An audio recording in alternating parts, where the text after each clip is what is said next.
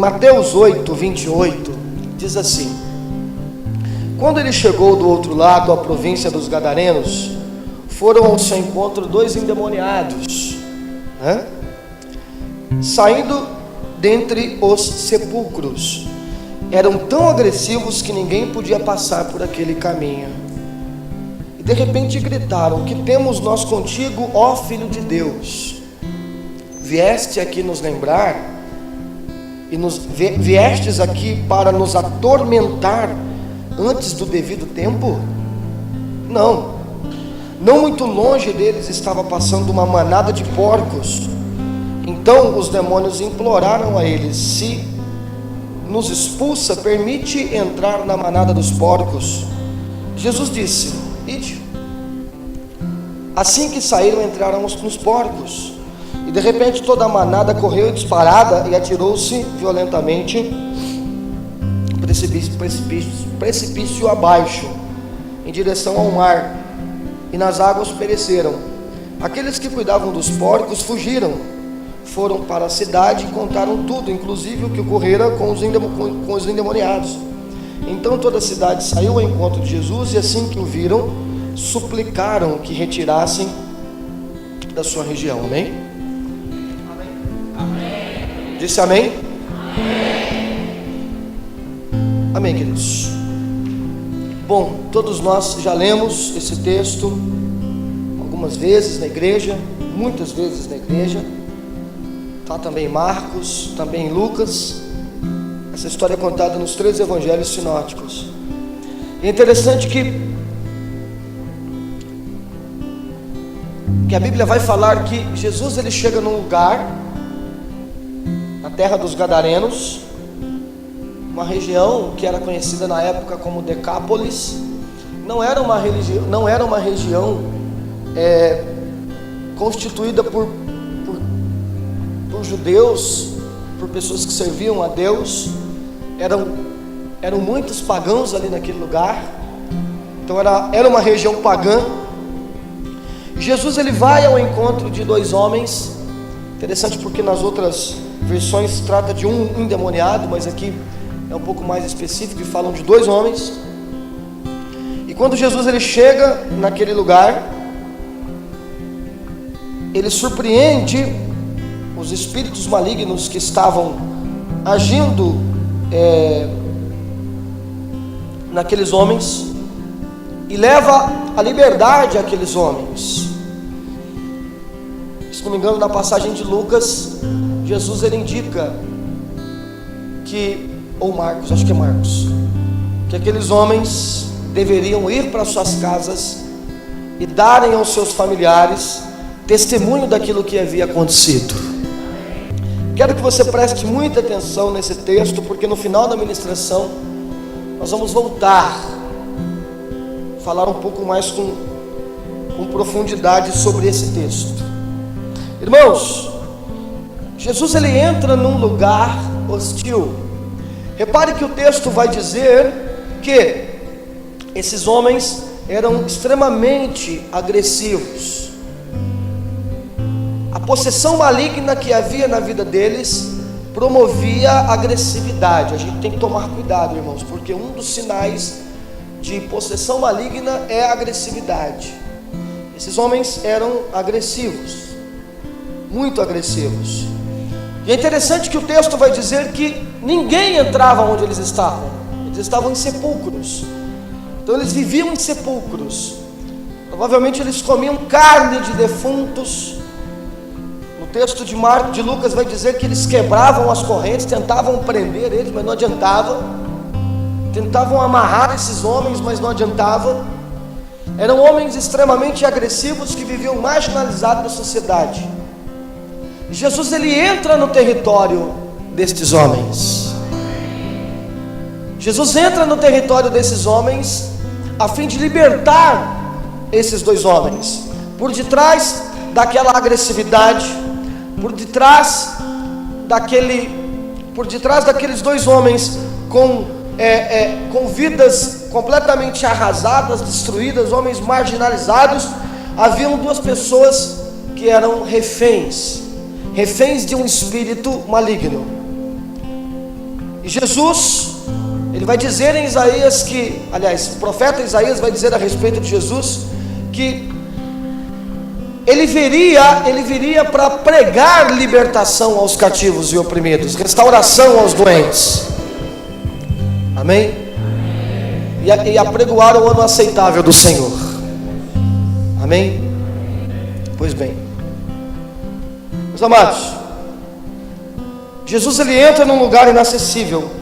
Jesus ele entra num lugar hostil, porque a finalidade dele era libertar dois homens, que aos olhos dos outros era um problema, mas na verdade esses homens não eram um problema. O que era um problema é o que atuava através da vida deles. O ser humano nunca foi um problema, irmãos, porque Deus não criou um problema.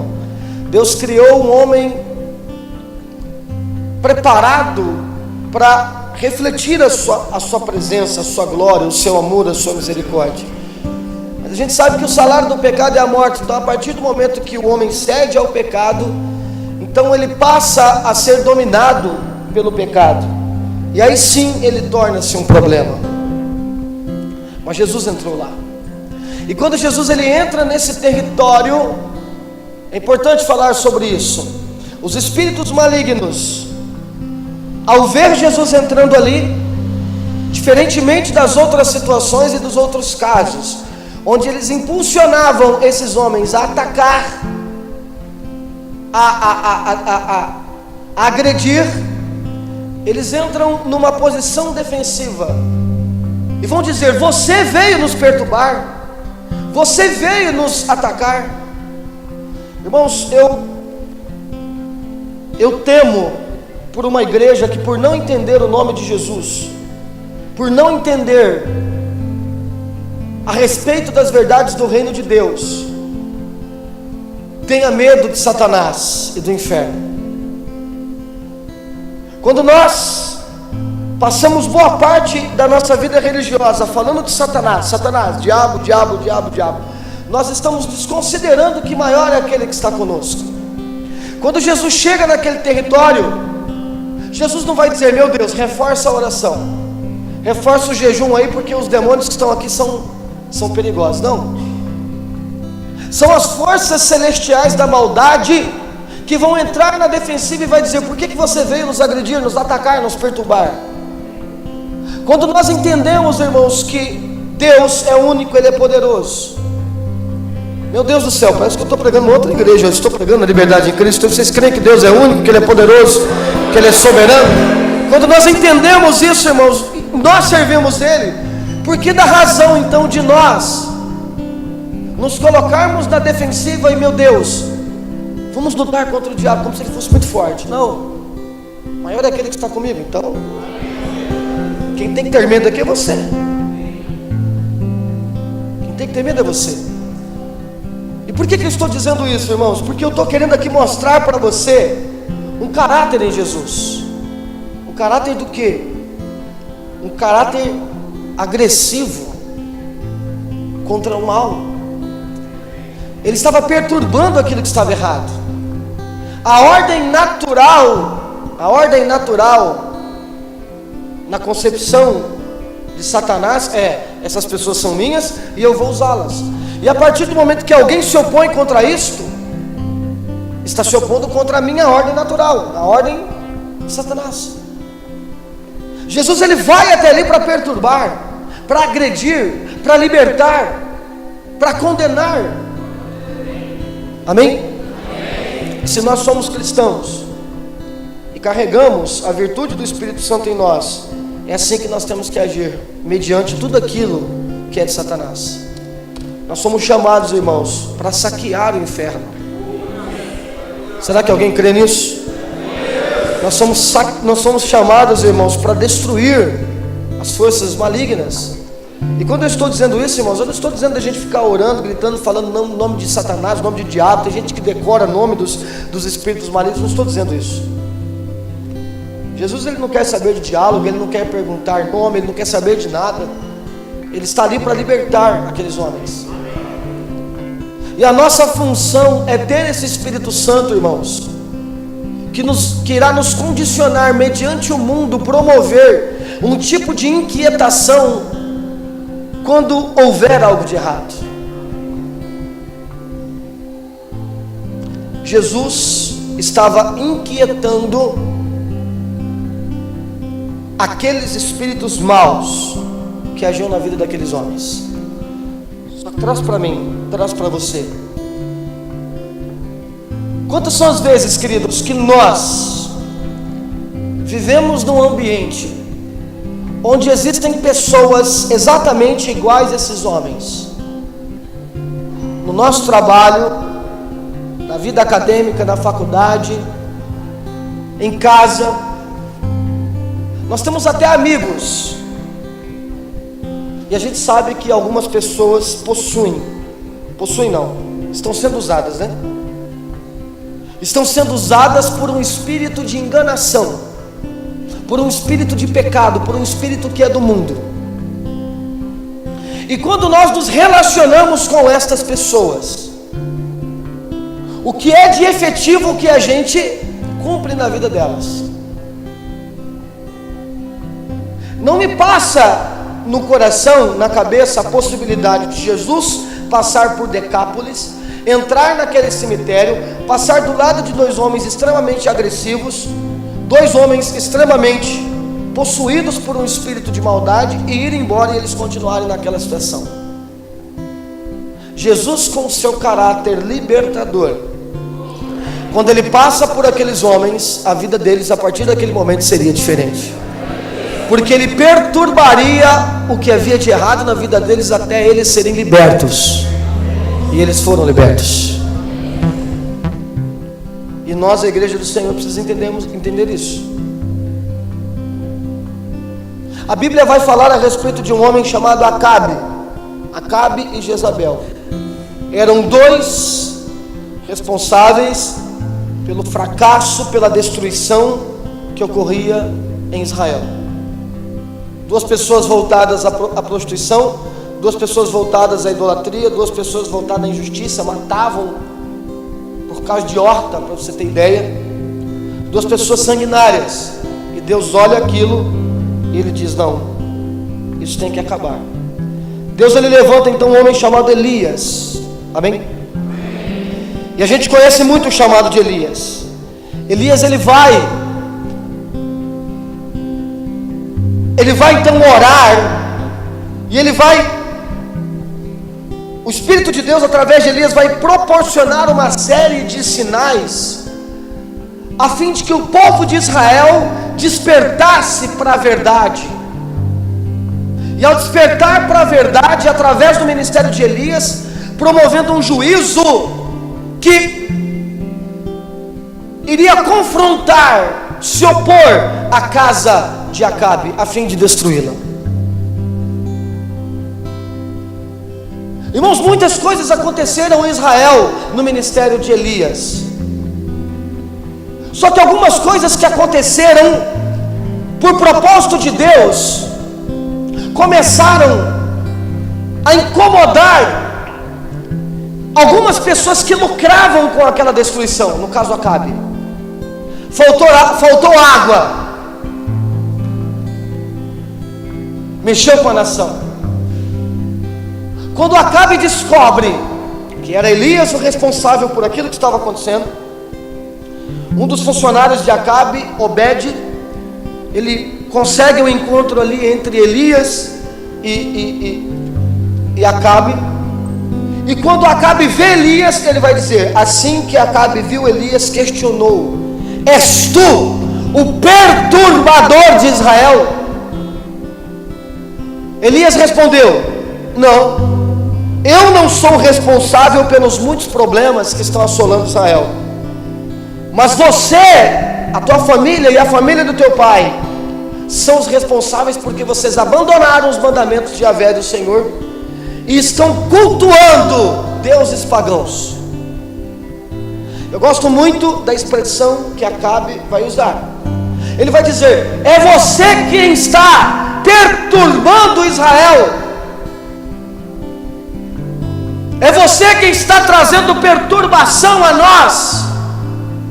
Elias vai dizer: não, eu não, você é o responsável por aquilo que está acontecendo.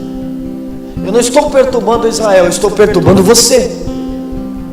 Eu estou perturbando o que está agindo através de você. E eu quero te fazer uma pergunta hoje aqui, nesta noite. Como é que o mundo está enxergando você? Como é que o mundo está enxergando a mim? Amém? Amém? Como é que as pessoas estão nos enxergando? Nós somos um tipo de igreja extremamente agradável ao paladar do mundo. Até hoje, querido, todos os meus anos de vida, eu ainda não experimentei um remédio que seja bom, um remédio que seja agradável ao paladar, que você bebe ele e fala: nossa, que delícia, vamos tomar bastante dele, vamos beber bastante desse remédio. Geralmente trata-se de fórmulas que não são agradáveis ao paladar, mas que são necessárias ao organismo, ao sistema do corpo. Por isso a gente experimenta, por isso a gente é forçado a tomar. Já acordou algum dia?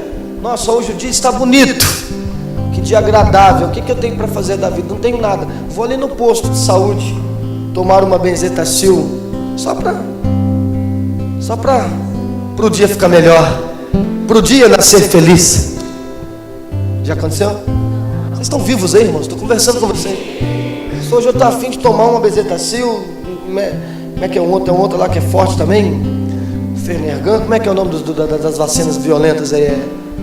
Então, Voltaren. Vou tomar hoje. Estou a fim de tomar. Até quando você precisa, você não quer. E a pergunta é: como é que nós somos, irmãos? Quando a gente chega num cemitério com duas pessoas possessas, com duas pessoas agressivas, qual é a reação? Qual é a primeira reação destes indivíduos a nós? A menos que você considere que no seu trabalho aquela pessoa que é muito sua amiga, ela seja extremamente de Deus, você tenha certeza que ela está salva. Porque pode ser, irmãos, que a maioria das pessoas das quais nós nos relacionamos são pessoas perdidas, condenadas ao inferno, e a gente sabe disso porque a gente conhece a verdade. E como estas pessoas reagem à nossa presença? Como estas pessoas reagem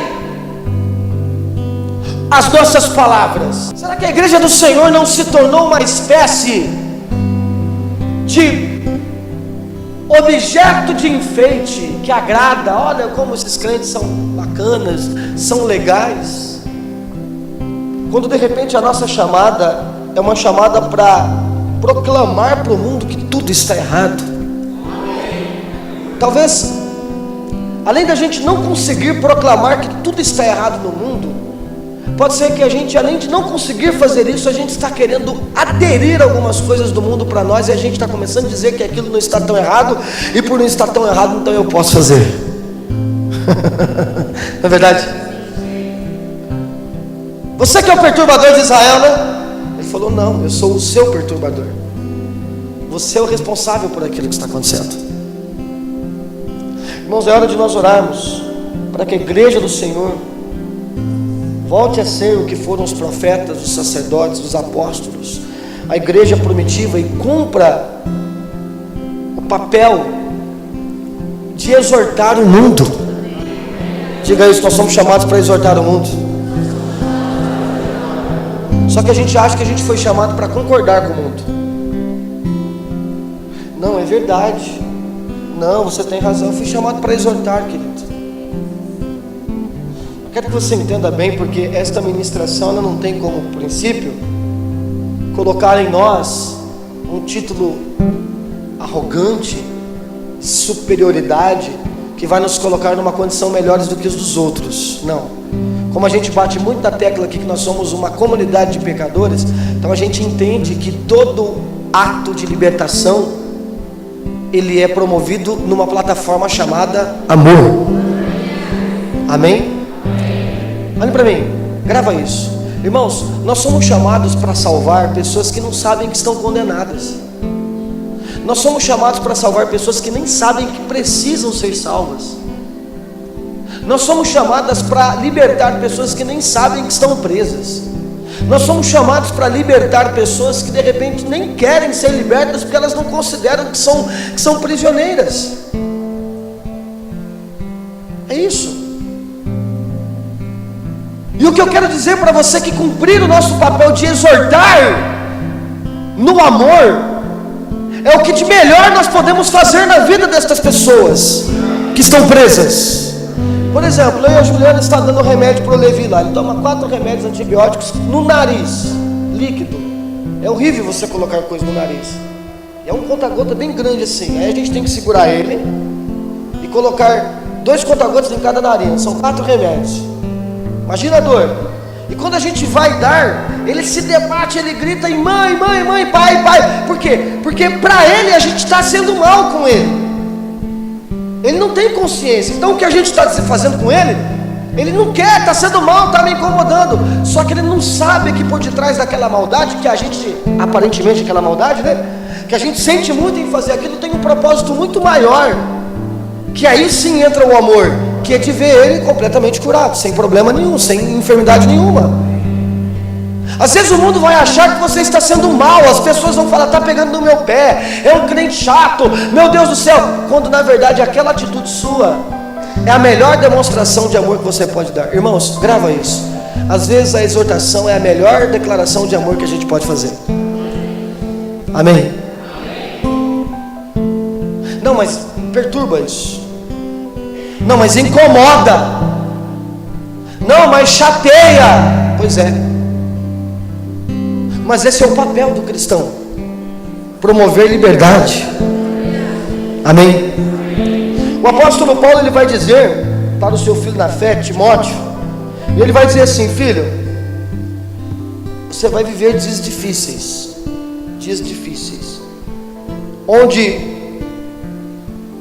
onde pregar a palavra vai ser algo complicado, mas você deve insistir, no tempo ou fora de tempo.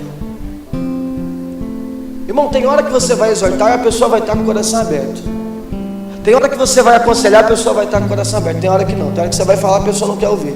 E ele está dizendo tempo, fora de tempo. Então nós temos que ser cristãos em tempo e fora de tempo. A pessoa querendo que eu seja cristão na vida dela, ou ela não querendo, eu tenho que ser cristão, irmãos. Eu tenho que transmitir Cristo, gostando ou não gostando. Aconselha, repreende, encoraja com toda a paciência e sã doutrina, porquanto chegará um tempo que as pessoas não suportarão ouvir um ensino, ao contrário, sentindo coceira nos ouvidos, reunirão para si mesmos mestres, de acordo com as suas próprias vontades. Tais pessoas se recusarão a dar ouvido à verdade, voltando-se para mitos. Tu, no entanto, seja equilibrado, suporta os sofrimentos, faze a obra de um evangelismo e cumpre o teu ministério. Esses são os dias difíceis que nós vivemos, do qual as pessoas não suportam ouvir a verdade. As pessoas, digamos que constroem para si mestres e mitos, verdades a respeito daquilo que ela quer que seja verdade. Irmãos, nossa igreja aqui, vou ser bem sincero para você, as pessoas quando saem dessa igreja aqui não saem falando que não, eu estou saindo daqui porque vocês se envolvem com política. Ninguém nunca saiu da igreja aqui porque a gente se envolve com política. Ninguém nunca saiu dessa igreja aqui porque a igreja pede muita oferta. Eu acho que a igreja não deve pedir muita oferta. Ninguém nunca saiu dessa igreja porque teve um escândalo aqui, alguém adulterou, alguém caiu, alguém foi pego num erro muito grave. As pessoas geralmente quando estão saindo da igreja, estão saindo porque não estão conseguindo ouvir a verdade, não estão aceitando ser repreendidas e confrontadas naquilo que o Senhor está liberando sobre a vida delas. Então eu preciso de um lugar que seja agradável a mim. Aliás, a ministração que o Senhor pôs no meu coração, que Ele veio falando no meu coração, esse é o título: igreja agradável. Não, eu preciso de uma igreja agradável, a igreja tem que ser agradável. Será que esta é a função da igreja, ser agradável? Olha para mim, Jesus não nos chamou para ser uma igreja agradável, Jesus nos chamou para ser uma igreja eficiente. Amém? E por vezes a gente quer ser agradável, agradar a todos. Não, mas porque Jesus agradava, irmão, Jesus agradava aqueles que aceitavam Ele. Quem não aceitava Ele não agradava não, porque Ele falava a verdade. Olhe para mim, irmãos. Se Jesus tivesse falado a mentira, ele não teria morrido. Ele só morreu porque ele falou a verdade. Jesus não tinha problema de chegar para a mulher que tinha muitos maridos e falar: o seu problema é que você é mundana, que você deita com todos os homens que você vê à tua frente. Jesus não tinha problema em chegar para a pessoa e falar: olha, você está agindo na verdade mesmo como Satanás, porque você não sai de perto de mim. Mas ele falava isso, fazia isso porque ele era mal educado, ele fazia isso porque ele era desagradável, ele fazia isso porque ele amava, porque a verdade estava com ele.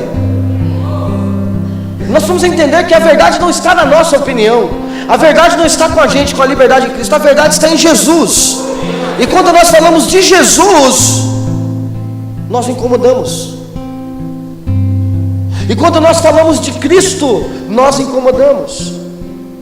Em Joel capítulo 2, versículo 1, o Senhor Deus vai falar pela boca do profeta: tocai buzina em Sião. Você sabe o que é tocar buzina, não sabe? Sabe ou não sabe? O que é tocar buzina? A gente não tem muito essa percepção, porque onde a gente mora não tem muito isso. Mas, por exemplo, se você morasse em Israel, de repente toca uma sirene lá, uma sirene bem alta. Aí todo mundo já sabe que é para entrar nos porões, nos bunkers, porque vai vir um míssil por aí. Se você morasse, por exemplo, no Japão, eu tenho vários amigos que moram no Japão, toca a sirene na cidade inteira, tem alto-falante da cidade, toca a sirene, o pessoal já sabe que está vindo terremoto, então eles vão para um lugar onde, determinados lugares, por exemplo, na costa leste dos Estados Unidos, Califórnia, Santo Antônio, São Francisco, Sacramento, San Diego, toca a sirene e todo mundo entende: ó, vem um terremoto, pode vir alerta de tsunami, vamos subir. Então tocou a sirene, todo mundo entende, vai vir algo aí. E ele está dizendo: toca a sirene. A igreja do Senhor foi chamada para tocar sirene, para tocar buzina, é para chamar a atenção, é para dizer: olha, algo vai se destruir, vai acabar, e você precisa reorganizar a sua vida, você precisa se libertar destes espíritos que estão agindo na sua vida. Amém? Tocai buzina, olha o texto: chamai em alta voz no meu santo monte, clamai em alta voz no meu santo monte, perturbai, é isso mesmo que está dizendo? Perturbem-se todos os moradores da terra, por causa do dia do Senhor que vem, e ele já está perto. Desperta, perturba todo mundo, o dia do Senhor vem. Aleluia, irmãos. É isso. Lá em 2 Pedro capítulo 3 vai dizer: sabendo que tudo vai se destruir, que tipo de pessoa você vai ser?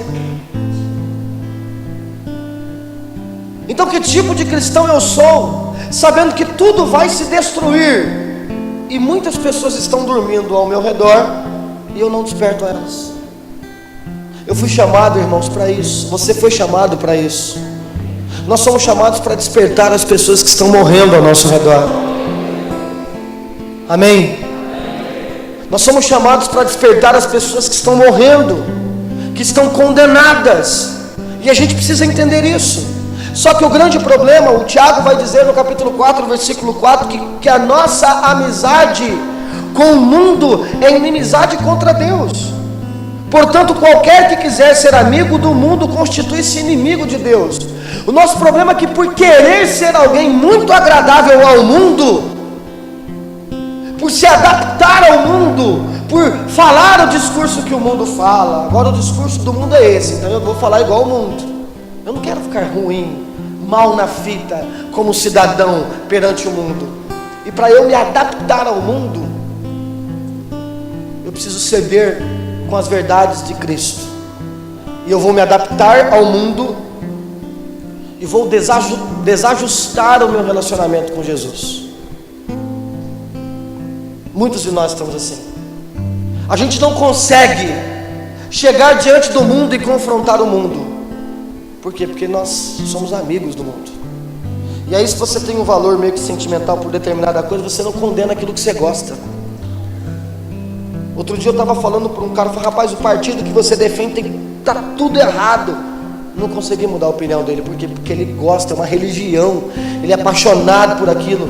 Ele não consegue enxergar as verdades se ele não quebrar com essa paixão. Já gostou muito de alguém ou de alguma coisa, mas você gosta tanto que você sabe que está errado, mas você não quer enxergar aquilo que está errado. Já aconteceu com você? Acontece com todo mundo. Não acontece? Por exemplo, pega o teu time de futebol. Se o teu time de futebol fizer a maior besteira, aí você fica de um lado a paixão e o que está errado.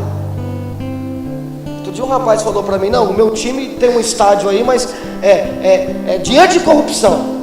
Ah, mas pelo menos tem um estádio, né? Eu falei, não, você gosta do teu time, mas você deveria confrontar isso aí. Ah, mas eu gosto, é minha paixão. Então, não é assim que a gente age no mundo? Eu vou confrontar aquilo que eu gosto. Como? Lá vem o crente, o perturbador. Aí o crente vai perturbar agora. Perturbar o quê? Se eu tiver que despertar alguém, eu estou no meio daqueles que precisam ser acordados. Lembra dos filhos de Cefa?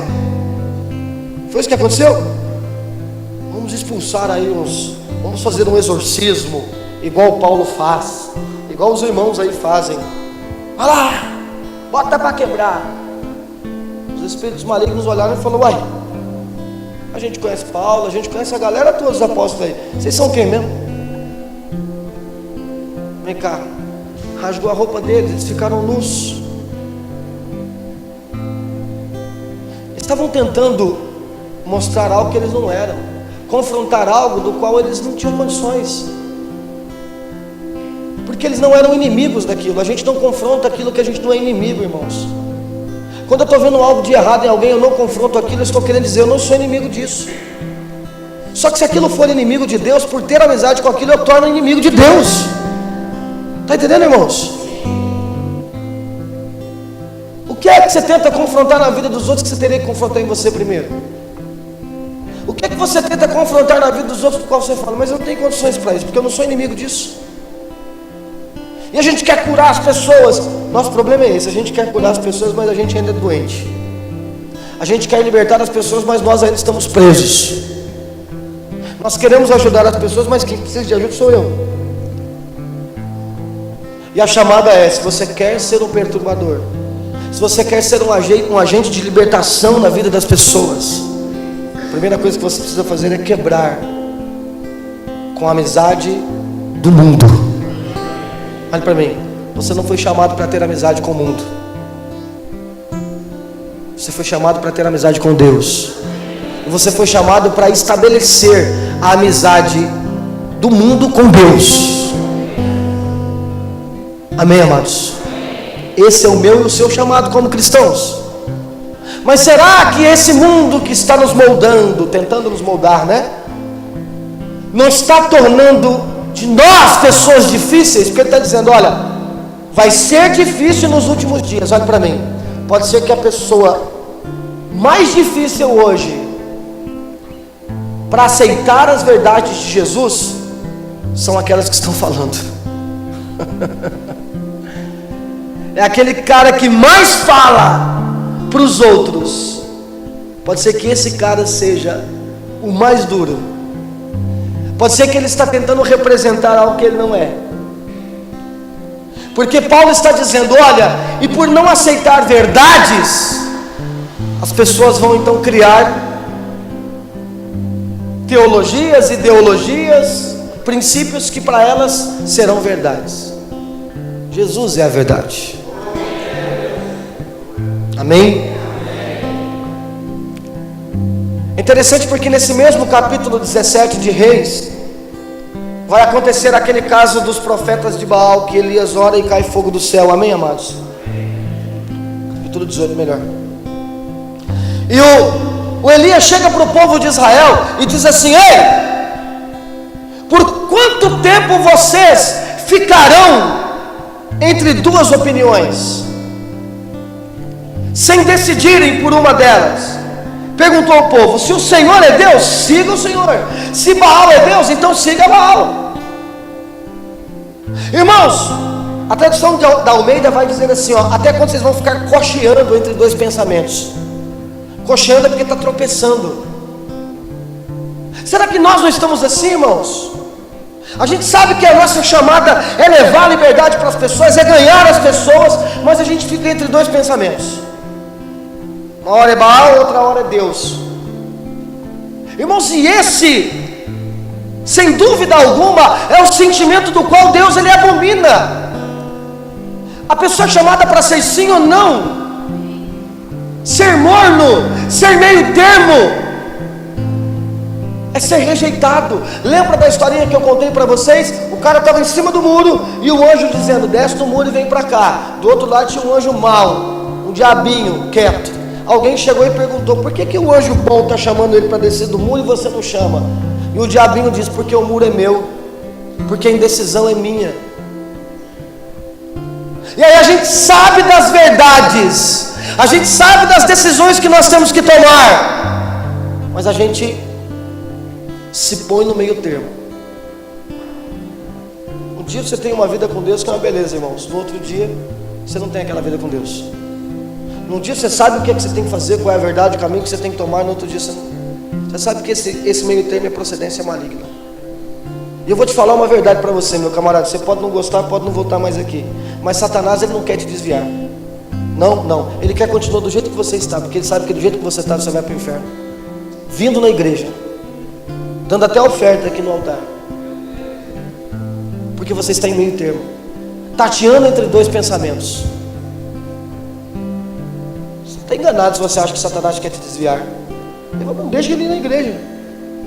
É até bom que ele vá na igreja, porque ele vai se envolvendo com a religião, e aí vai ficando mais difícil ele se arrepender de verdade. Quando nós aprendemos com Jesus, irmãos, nós tomamos uma posição de definir as nossas vidas, uma posição que custa, uma posição que é difícil, não é fácil, mas é o que de fato transforma as nossas vidas. Quem crê nisso em nome de Jesus? Amém? A Bíblia vai falar de Paulo. Paulo ele chega na Macedônia, começa a libertar pessoas, começa a ganhar pessoas, e aí vão dizer assim, ó, esses homens, sendo judeus, perturbaram a nossa cidade. E aí bateram no Paulo. E aí? Esse é o exemplo dos apóstolos. Chegavam em determinado lugar e agitavam o lugar onde eles estavam. Um pouquinho para frente, no capítulo 17, eles vão para outro lugar. Depois de apanhar, vai para outro lugar. Esses homens que têm transformado o mundo chegaram aqui também. Vamos reprimi-los.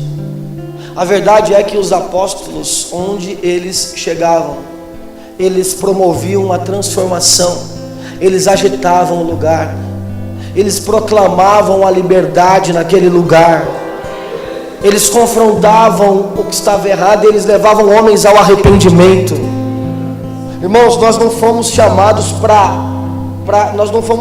para ser moldado pela cultura que está aí. Nós somos chamados para mudar a cultura que está aí, irmãos. E há uma diferença em ser moldado e mudar. O mundo te molda ou você muda ele? As pessoas moldam o seu caráter, você através do caráter de Jesus molda o caráter dessas pessoas. E nós precisamos chamar a atenção para isso, porque pode ser, queridos, que nós, quando deveríamos estar na condição de perturbadores, e quando eu dizer perturbadores, eu digo com ênfase positiva e não com ênfase negativa. Eu não estou dizendo que você vai ser um crente chato que vai ficar enchendo o saco das pessoas com religiosidade, mas perturbador é chegar diante de uma pessoa e não ofender o refém. Na religião a gente faz isso.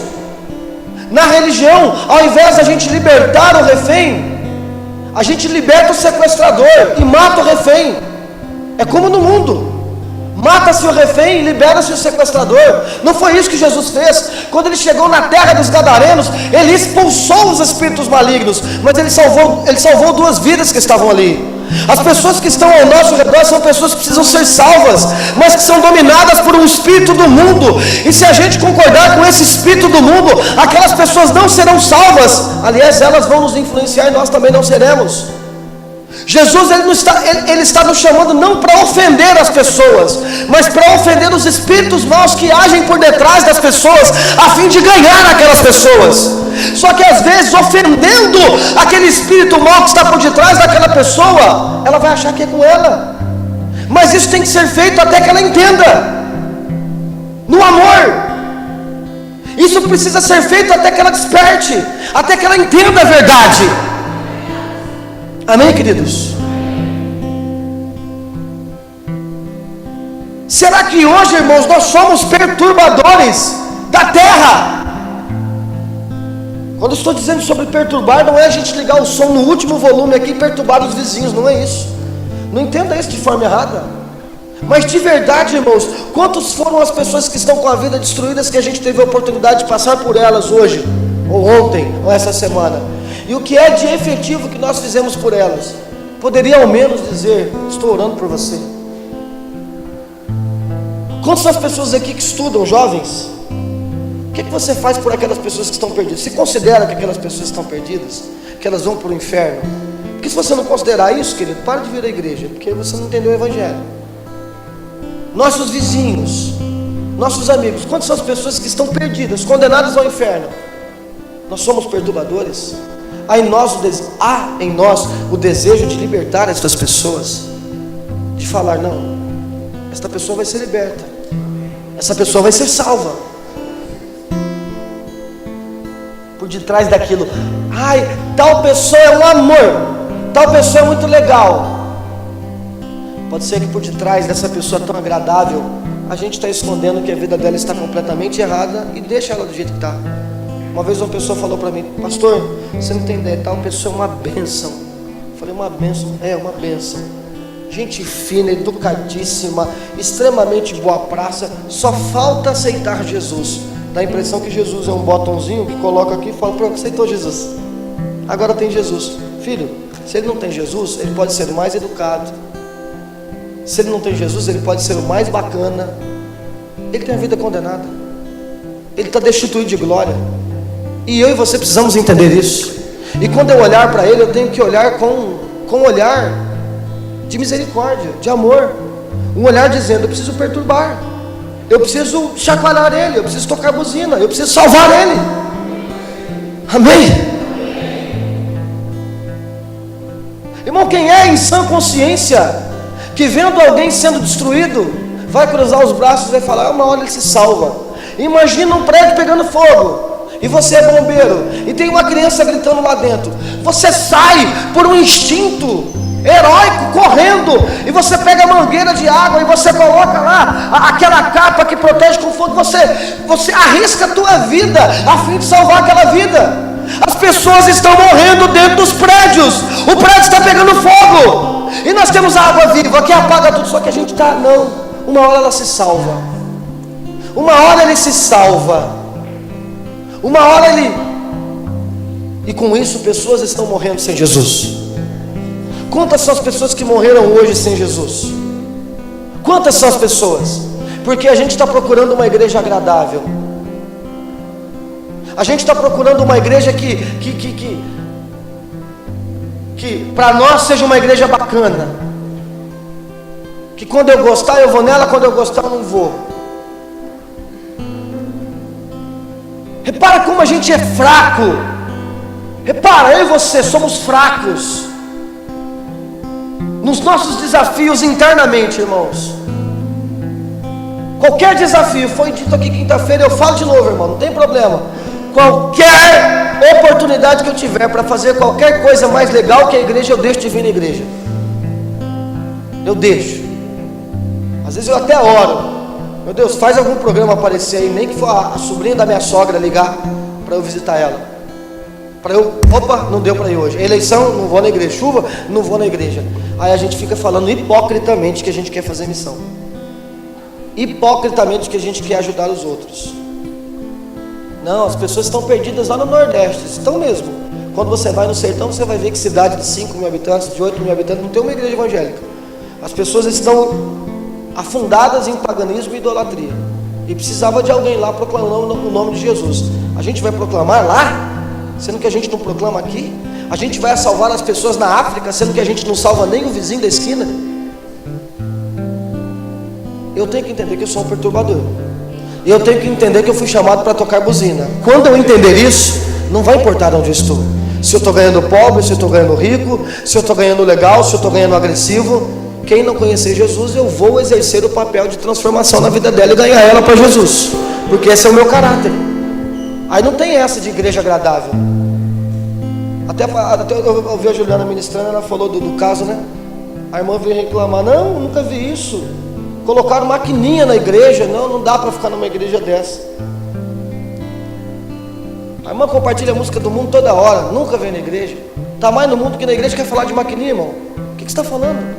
Você está procurando uma igreja que te agrade, uma igreja que eu me sinta bem. Quando foi que a igreja é um lugar para você se sentir bem? Pelo contrário, a igreja é um lugar para você se sentir incomodado, para te confrontar naquilo que você tem que mudar. Porque se depender da gente nos sentir bem, quando é que a gente toma remédio? Nunca. Esse é o papel da igreja do Senhor, nós exortar-vos uns aos outros no dia que se chama hoje. A Bíblia não fala elogiar uns aos outros. Aí a gente está procurando elogio, igreja agradável. Não, eu vou para uma igreja que eu goste. Que conversa é essa, igreja que eu goste? Conversa, igreja que eu gosto, que eu tenho que gostar do Evangelho de Jesus. E a princípio nem é algo que eu gosto tanto assim, até eu me convencer que aquilo é a verdade que me liberta. Irmãos, que nós possamos orar. Quinta-feira, quem vem na igreja, não sei se você ouviu lá no YouTube a ministração, mas falou sobre formalismo cristão. E a ministração de hoje, meio que ela emenda com a ministração de quinta, você precisa assistir. Pode ser que a gente esteja envolvido num formalismo cristão. E o quarteto vulnerável, lembra do quarteto vulnerável? Quem são? Órfãos, viúvas, pobres, estrangeiros. O quarteto vulnerável está lá, e a igreja presa no formalismo. Vamos quebrar com esse formalismo, entender que existem órfãos, viúvas, estrangeiros e pobres. E alguém que vai perturbar, e alguém que vai chegar e vai falar: eu estou aqui para mudar a tua vida, eu estou aqui para despertar você, eu estou aqui porque eu te amo. Não esqueça desta frase: a exortação pode ser a melhor expressão de amor. Amém? Eu, quando com a minha mulher estou dando remédio para o meu filho, é uma expressão de amor? Por que ele está chorando, gritando e falando para? É o que ele precisa. Nós somos chamados, queridos, para ser sal da terra. Nós não fomos chamados para ser sal no saleiro. É sal na terra. É Deus nos colocando num lugar, querido, do qual a gente possa de fato fazer a diferença, salvar pessoas que são perdidas. E aí Jesus não tem problema. Vamos voltar lá na palavra de Jesus. E aí Jesus fala: opa, não entra aí não. Não entra aí não, porque tem 2 homens agressivos aí, eles vão te matar. São 2 homens terríveis. Que conversa é essa? Vamos lá. Existem lugares hostis, perigosos, onde as pessoas não estão conseguindo entrar. Só algo pode entrar: a verdade de Cristo. Irmãos, a gente precisa entender isso. A sociedade está tentando mudar o ser humano, a classe artística, a classe intelectual, a classe acadêmica. Irmãos, tem coisas que a única pessoa que muda é o Senhor Jesus. E onde é que estão os perturbadores, os agentes de cura? Onde estão os tocadores de trombeta que vão dizer: não, peraí, que nós vamos transformar isso aí? A igreja do Senhor precisa cumprir esse papel de entrar em lugares hostis, em lugares onde quem entra não resolve, e através desse amor genuíno de Cristo promover cura, libertação, transformação. Amém? Eles eram homens agressivos, mas o que tornavam esses homens agressivos era o mal que estava agindo na vida deles, do qual Cristo libertou. E quando eles se tornaram libertos, eles passaram a ser o que? Testemunhos para a sua casa. Eles disseram: podemos te seguir? Jesus disse: não, vocês vão lá na casa de vocês dar testemunho do que aconteceu aqui. A igreja do Senhor hoje, irmãos, ela tem cumprido esse papel de propagar testemunho na vida dos outros. Não importa, querido, se você vai ganhar 100 pessoas ou uma única pessoa. O que importa é que você vai ganhar, é que você vai salvar. Às vezes você vai estar num ambiente, irmão, e pode ser que você não vai mudar assim muita coisa, mas a vida de uma única pessoa que vai ser testemunho na casa dela já será suficiente. Então cumpra o seu papel.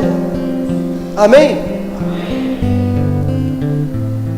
É interessante porque eles chegam e eles dizem assim para Jesus: viestes nos atormentar fora do tempo. E aqui tem um entendimento escatológico. Por que eles estão dizendo isso? Por que você veio aqui fora do tempo? Irmãos, os judeus sabiam que o mundo iria se destruir e que teria um Messias que salvaria tudo. Os demônios também sabiam disso, que teria um fim e um Messias salvaria tudo. Só que o que nem os judeus e nem os demônios ainda sabiam é que esse Messias, ele viria antes da destruição, e que a sua vinda seria dividida em duas vindas, e que a sua primeira vinda ele viria para pregoar a liberdade, a libertação, a salvação, para depois destruir.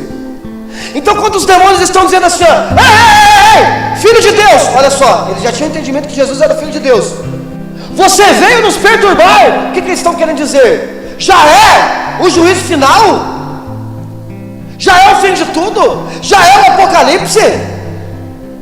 Já acabou a história da humanidade? Eles sabiam que não era o final. Por quê? Porque eles entendiam os tempos proféticos.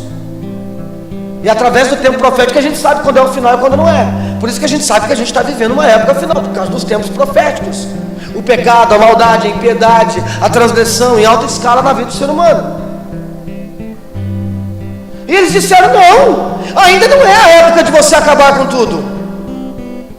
O que eles não sabiam, irmãos, é que antes de Jesus julgar, ele veio a pregar o ano aceitável, ele veio pregar a libertação. Antes de julgar, ele absolve. Antes de condenar, ele absolve. Então Jesus está dizendo: sim, eu vou destruir, só que antes de destruir, eu quero libertar essas duas vidas que estão aí, que vocês estão usando. Irmãos, aí a gente vive dizendo: Jesus vai voltar, Jesus vai voltar, Jesus está voltando, Jesus está voltando. Mas cadê os perturbadores? Porque a questão não é anunciar a volta, a questão é anunciar o arrependimento para que ele volte. A questão não é anunciar a volta, a questão é dizer: se converta, porque vai destruir. Eu quero te salvar antes que destrua. Amém? Esse é o nosso chamado, irmãos. Saber que o mundo vai se destruir, mas há em nós um Espírito chamado Espírito Santo, que nos dá a capacidade de libertar estas pessoas antes que elas sejam destruídas. Não foi isso que aconteceu em Sodoma e Gomorra? Não foi, irmãos? Não tinha um anjo de Deus tirando Ló e sua família de Sodoma e Gomorra antes que elas fossem destruídas? O cenário e a história está se repetindo.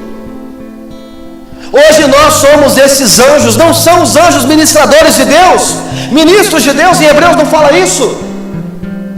Que sejamos esses anjos, estes servos, esta voz proclamadora. Sempre que você ler a história de Ló era um homem que não queria sair de Sodoma e Gomorra. Quando os anjos vão encontrar Ló em Sodoma e Gomorra, ele estava na porta da cidade. A porta da cidade era um lugar de juízes, de homens importantes. Jó tinha se tornado um homem importante em Sodoma e Gomorra, tinha propriedades. Ele legislava sobre aquele povo, ele não queria sair. O anjo precisou pegar na mão dele e falar: vamos embora, rapaz, sai daqui. Por amor, às vezes, irmãos, nós seremos insistentes com as pessoas. Nós pegaremos nas mãos das pessoas: vamos lá. Mas é esse desejo de salvar as pessoas que caracterizam uma pessoa verdadeiramente salva. Se você não tem desejo de salvar as pessoas, é porque você não é salvo. O desejo de salvar os outros mostra quem é salvo. Amém? Então que a gente seja usado para proclamar essa verdade na vida daqueles que são perdidos, amém? Você tem insistido pouco com as pessoas a respeito de Jesus? Seja cobrado nisso, amém? Naqueles dias surgiu João Batista, pregando no deserto da Judéia, e dizia: arrependei-vos, porque o reino do céu está próximo.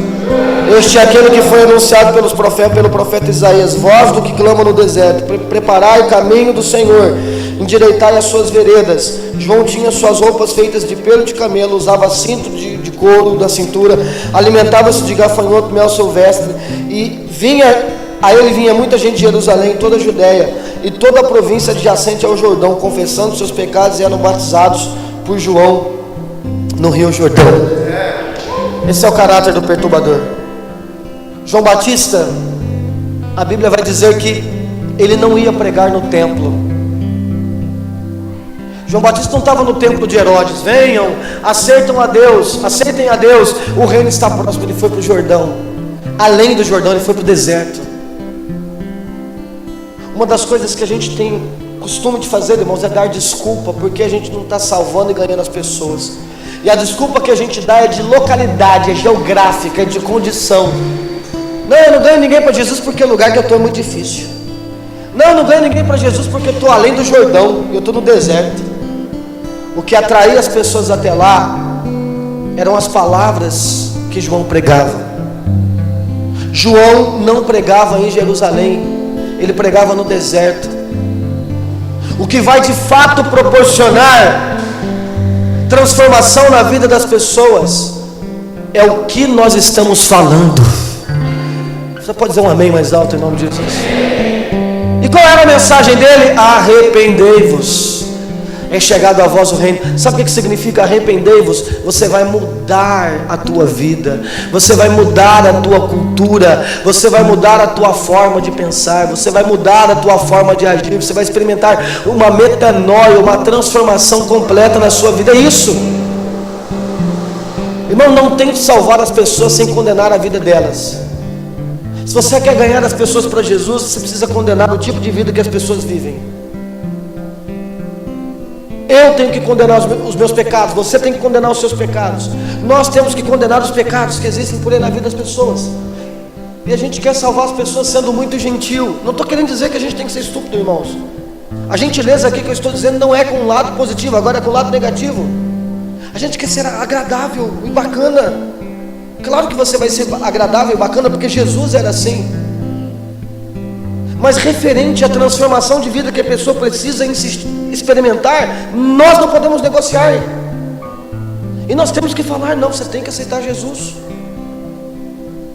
João Batista não era um homem agradável. Ele não pregava no cenário religioso da sua época. João Batista não vestia éfode. Lá vai João Batista para o Jordão. Olha o éfode dele, olha a estola sacerdotal dele, olha o quipá dele, olha só, toda a roupa dele é uma figura dos judeus. Olha como ele andava com a pele de um animal no corpo dele. Ele era completamente oposto da religião da sua época. A religião da época de João Batista não representava mais Jesus, não representava mais Deus, desculpe. A religião dos dias de João Batista não representava o plano de salvação que Deus queria para aquele povo. Será que hoje nós, como igreja do Senhor, o jeito que a gente se veste, o jeito que a gente se comporta, o que a gente ministra, representa o evangelho de salvação do Senhor Jesus? Ou será que o que a gente faz não passa de uma tradição? O que eu aprendo aqui com a figura de João Batista é que o jeito que ele falava era diferente, o jeito que ele comia era diferente. Ele comia uma comida que ninguém comia, as vestes dele eram diferentes. João Batista estava querendo dizer: essa religião que está aí, ela é moldada pela sociedade, ela é moldada pelo mundo atual, e ele se contrapunha a isso. Irmãos, o nosso jeito de falar, o nosso jeito de agir, o nosso jeito até de comer tem que ser o oposto da cultura que está aí. Eu fui fazer uma viagem agora. Às vezes a gente sai comendo, eu nem tenho assim tanta hábito de ficar orando para comer, não, é porque come o dia inteiro também, né? Se for orar o tanto que come, vai quase orar o dia inteiro, né? Mas aí eu sentei num lugar assim, fiz uma oração e orei. O rapaz chegou para mim e falou: você é crente? O rapaz estava comigo na viagem. Eu falei: sou. Ali eu já dei o primeiro passo para falar de Jesus para ele. Na volta eu voltei com outro pessoal. Nossa, mas eles estavam falando uma linguagem tão cheia de palavrão, tão carregada de mundo, irmãos. Estava me incomodando tanto. Eu falei: não posso ficar calado. Comecei a falar também de política. E aí novamente dentro do carro, o jeito que eu falava diferente deles, um me perguntou: você é crente? Eu sou. Mais um espaço aberto para falar de Jesus. Quando você chegar no mundo como perturbador, o que você fala, o que você come, o que você veste, o que você ouve, precisa ser diferente. É assim que você vai atrair o mundo. Amém? Esse é o espírito de João Batista. Alguém diferente. Que esse cara aí, a gente nunca viu um mestre como ele. Vamos ver o que ele tem para nos falar. E quando ele chegava lá, as palavras eram carregadas de verdade, e as pessoas eram batizadas no Jordão. Elas não apenas ouviam, elas se convenciam. Aleluia! Você não foi chamado apenas para pregar para o mundo, você foi chamado para convencer o mundo. Você não foi chamado para fazer as pessoas te ouvirem, porque ouvir a gente ouve tanta coisa, irmãos. Coisas boas, coisas ruins. Nós somos chamados para convencer o mundo. Amém?